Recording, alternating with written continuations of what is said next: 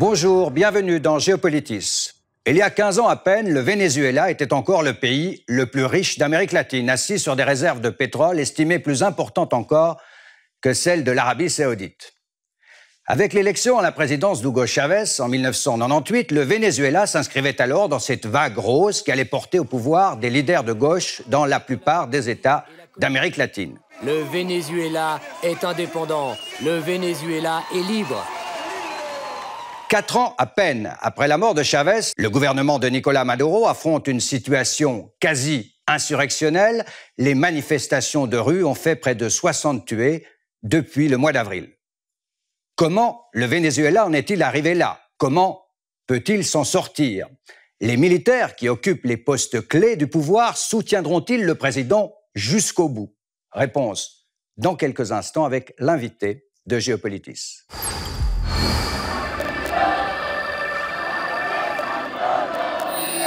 C'est un dieu adulé par une majorité de Vénézuéliens qu'on emporte vers sa tombe le 8 mars 2013. Hugo Chavez quitte la scène de la révolution bolivarienne. Grâce aux revenus de l'or noir, Chavez aura développé le pétrosocialisme, redistribuant des milliards sous la forme de programmes sociaux, écoles, soins gratuits en faveur du petit peuple et des habitants des bidonvilles. Ce sont ces gens-là qui pleurent la disparition de leur saint sauveur.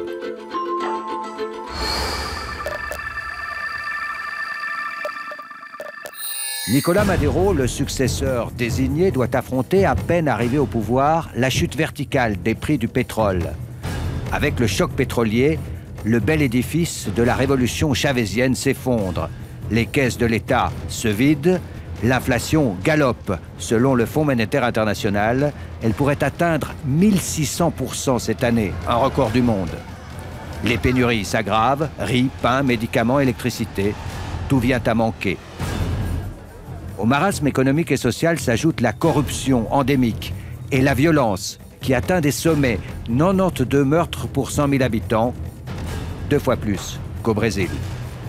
À Caracas et dans les principales villes du pays, les manifestations se succèdent par vagues, quotidiennes, depuis le mois d'avril. Les opposants réclament des élections anticipées et le départ du président, de moins en moins populaire. Mais jusqu'ici, il peut compter sur le soutien de la hiérarchie militaire. Nous réitérons au commandant en chef notre loyauté absolue et notre soutien irréductible.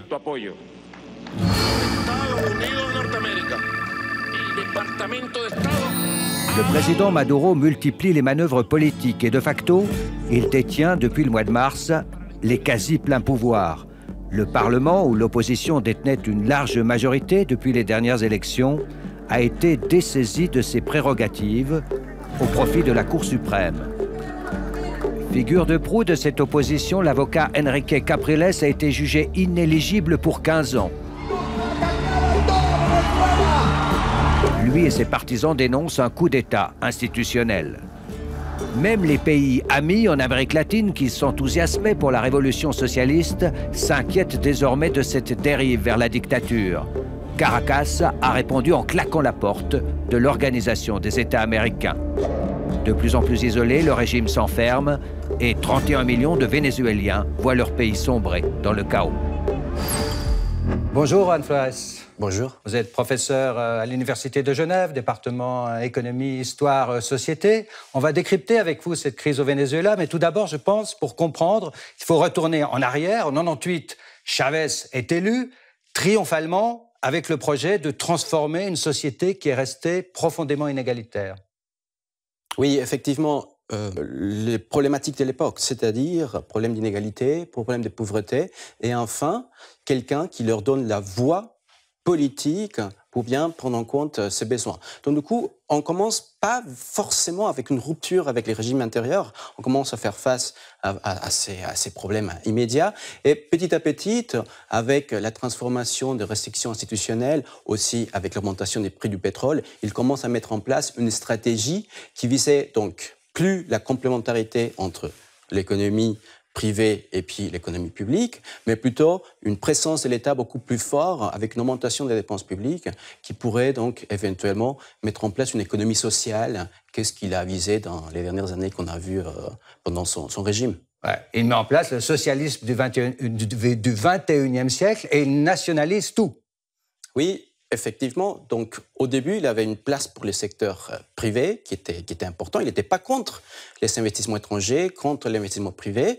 Mais au fur et à mesure qu'il change, qu'il y a moins de restrictions économiques, il commence à prendre la place de l'État comme État, en État producteur, en État consommateur et en État distributeur. Et à partir de là, donc, on entre dans un régime complètement différent par rapport à ses débuts. En nationalisant notamment le pétrole, la principale ressource du pays, est-ce que Chavez achète ses alliances dans les pays latino-américains avec les royalties du pétrole? Oui, en grande partie. Donc, il avait besoin d'une partie d'acheter un soutien à l'intérieur, mais aussi faire la concurrence à l'interventionnisme qu'il disait par rapport donc, aux États-Unis.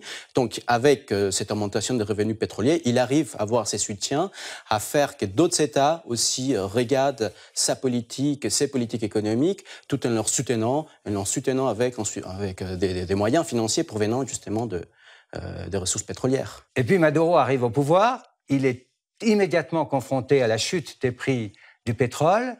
Est-ce que cette chute des prix du pétrole explique le marasme aujourd'hui?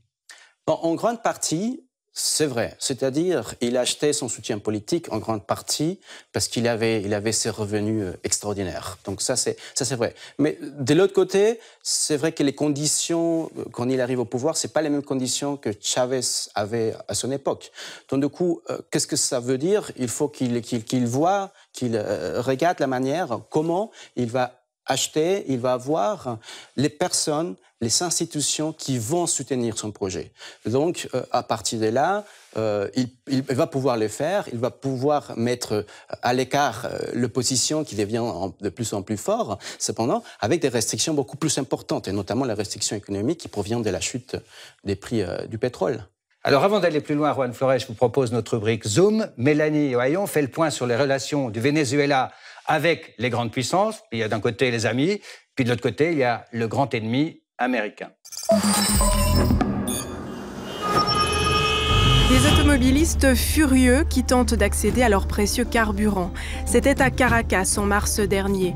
Une scène surréaliste lorsqu'on sait que le Venezuela détient les réserves de pétrole les plus importantes au monde, estimées à 300 milliards de barils. Une manne formidable pour le pays, 95% de ses exportations, qui atteignaient encore plus de 93 milliards de dollars en 2012, mais qui ne représente plus que 35 milliards de dollars en 2015. Son premier client, curieusement, ce sont les États-Unis, alors que les relations diplomatiques entre Caracas et Washington sont surtout faites d'insultes et de menaces. Donald Trump qualifiait récemment de honte pour l'humanité la crise politique au Venezuela. La réponse de Nicolás Maduro, cinglant. Contra la agresión de Donald Trump, las amenazas de intervención, la grosería de opinar sobre nuestro país. El que se mete con Venezuela se seca. Asphyxié par ses dettes, le Venezuela peut encore compter sur un ami, l'un des derniers, la Russie de Vladimir Poutine. Le géant pétrolier Rosneft vient d'accorder au pays un prêt à haut risque d'1,5 milliard de dollars. La Russie est aussi le premier fournisseur d'armes du Venezuela. Autre allié, la Chine, qui a fait du Venezuela l'une de ses têtes de pont en Amérique latine. En 10 ans, elle a prêté au pays, en échange de son pétrole, près de 50 milliards de dollars.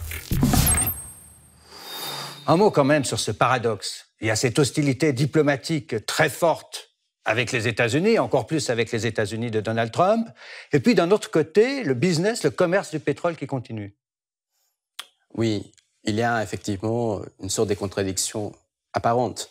Mais je voudrais dire deux choses. La première chose, c'est qu'il y a quand même une asymétrie dans les besoins entre les deux pays. C'est-à-dire pour Venezuela, les États-Unis restent quand même les marchés les plus importants. 30% des exportations du pétrole vont aux États-Unis. Alors que pour les États-Unis, Venezuela, c'est un fournisseur de pétrole comme plusieurs d'autres. Ouais. Enfin, il y a le Canada, il y a le Mexique, il y en a plein. Donc du coup, il y a déjà une grande différence. Deuxièmement, c'est qu'il y a quand même une augmentation dans le nombre des sanctions individuelles qui sont posées envers le Venezuela. Donc, Il y a certes un intérêt commun, c'est-à-dire ces marchés pétroliers, mais il y a quand même des tensions qui commencent à avoir une certaine influence qui pourrait éventuellement avoir un impact surtout sur le Venezuela. On a vu la diminution des revenus du pétrole. Est-ce que vous diriez aujourd'hui que le Venezuela s'en va vers la faillite? Bon, c'est déjà très compliqué, donc c'est-à-dire tous les revenus qui sont aujourd'hui diminués, ils doivent aller donc pour financer les importations. Et on a vu, les importations, ça reste très, très important et ça reste en plus compliqué. Mais d'autre part, il y a aussi les services et la dette. Et les services et la dette, ils restent et ils deviennent de plus en plus difficiles de continuer à avoir donc des bons rapports avec les créanciers. Donc, qui achète encore aujourd'hui de la dette vénézuélienne? Alors, il y a trois grands acteurs. Donc, vous avez parlé de la Russie, de la Chine. Ouais. Mais il y a un troisième acteur privé, aujourd'hui, provenant des États-Unis, qui est Goldman Sachs. Oui, c'est tout récent. Donc, il y a quelques jours, Goldman Sachs annonce qu'ils ont acheté presque 3 milliards d'obligations de la compagnie pétrolière du Venezuela, donc PDVSA. Un prix, évidemment, très rentable pour la banque. Mais c'est quand même formidable. Goldman Sachs vient au secours de la révolution bolivarienne au Venezuela. Pourquoi? Pour quel motif? Qu'est-ce qu'ils espèrent? Est-ce qu'ils misent sur l'effondrement du régime ou... Une des raisons qui est annoncée, c'est qu'en fait, ils misent déjà sur un changement de régime. S'il y a ces changements de régime qui s'est produit, ce qu'on aurait, c'est une augmentation de la valeur de ces obligations et donc, du coup, des gains que la banque ferait qui seraient fabuleuses. Énorme. Exactement. Est-ce que vous pensez que la crise actuelle, le marasme, conduit inévitablement vers un renforcement de la dictature? Oui, certainement. Parce que soit il faut qu'il y ait plus de répression, parce que les gens maintenant ont plus d'incitation justement à sortir dans les rues. D'autre part, ce qui est très clair, c'est que du point de vue du régime, c'est qu'il y a des gens, des militaires, qui sont posés dans des postes clés de l'administration de Maduro. Donc du coup, c'est clair qu'il y a l'intérêt commun de plusieurs acteurs qui pourraient éventuellement nourrir et faire continuer le régime. La question, donc, à l'intérieur des militaires, c'est à quel point ces intérêts communs vont pouvoir permettre au régime de Maduro de continuer. Il n'y a pas le risque qu'il y ait une cassure entre la hiérarchie militaire et puis les soldats qui sont envoyés contre les émeutiers et qui sont des soldats qui subissent eux-mêmes la pénurie et les difficultés. Il n'y a pas ce risque-là? Si, exactement.